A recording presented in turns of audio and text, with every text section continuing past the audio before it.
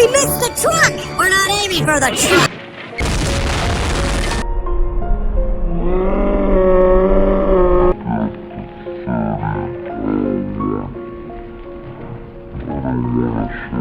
Well, you see, 9/11 happened. I'm not going to show too much footage here because, to be honest, I don't know what YouTube will allow. The important thing here is, while there were many heroes made that day, there were also quite a few pricks. I'm sure those of us alive in the immediate aftermath will remember the massive amounts of merch that started appearing in stores sporadically in the following months.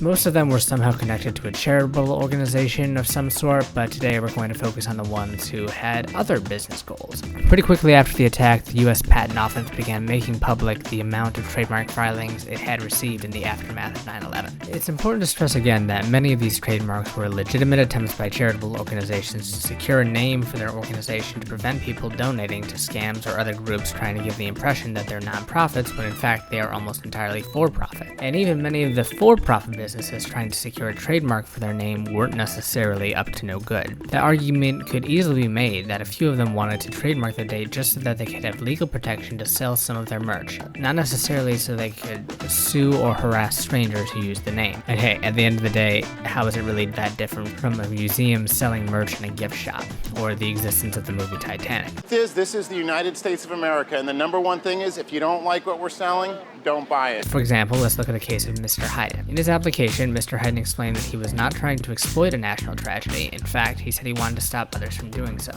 This trademark was originally created and designed for charity purposes, he wrote. In the event of any movie made about the horrific acts of cowardice on September 11th, I want to make sure that all proceeds went directly to the people affected by this tragedy. But who would make a movie out of 9/11? Oh. And again, it might all be a little bit morbid, but as long as the merch is respectful, I think it's relatively fine. Side note, there was also a lot of anti-Bin Laden trademarks filed around the same time, and honestly, some of these are pretty funny. So far, no trademark applications have been filed using Taliban or Al-Qaeda, but there are several incorporating variants of the name Osama bin Laden into slogans on clothing, knickknacks, and bumper stickers.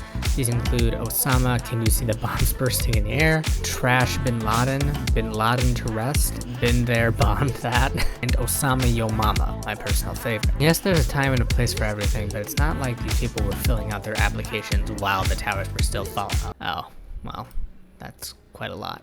The applications are not only by people in the United States. One man from Israel applied for a trademark to be used for books, news radio programs, TV news and entertainment shows, theater, musicals, comedy, or operas. Ironically enough, probably the semi-scummiest version of this also happens to be the most official and the one also farthest removed from September 11th itself. Way back before Green Day was waking up in October, a long time before towers were even built, something strange was going on. A for-profit organization called the World Trade Organization took on a new president in the form of absolute Chad, Guy F. Tazzoli. See, Guy was formerly the director of the World Trade Department of the New York Port Authority, and had in fact founded the organization he was now becoming president of. To give credit where credit is due, he is widely credited with being the driving force behind the construction of the Twin Towers, even hiring Minoru Yamasaki, the architect. When he switched over to the World Trade Organization, it was hardly a surprise, and it wasn't a lack of credentials that made this whole thing sketchy. In fact, the slightly more controversial problem was how he suddenly had the licensing rights to the World Trade Center. Those rights were often given out only to buildings that provided free office space, an initial $200,000 if including World Trade in the name of the building, and a $10,000 annual membership fee.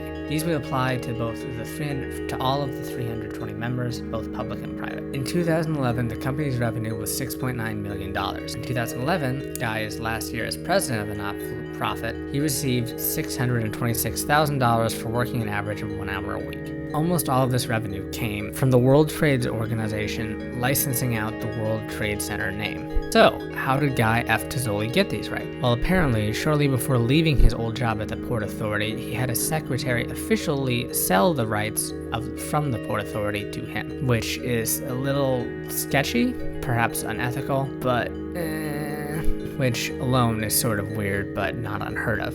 How much did he charge himself for this, you ask? $10.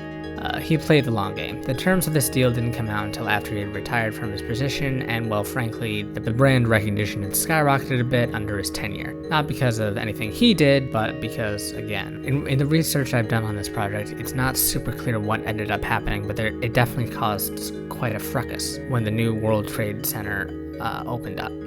Giuliani apparently was pretty pissed, which is extremely out of character for him. There's been talks of trying to repurchase the rights or allow them to enter the public domain, but they've turned down Eric Adams' offer. This is because he refuses to pay the initial $10. He is trying to negotiate.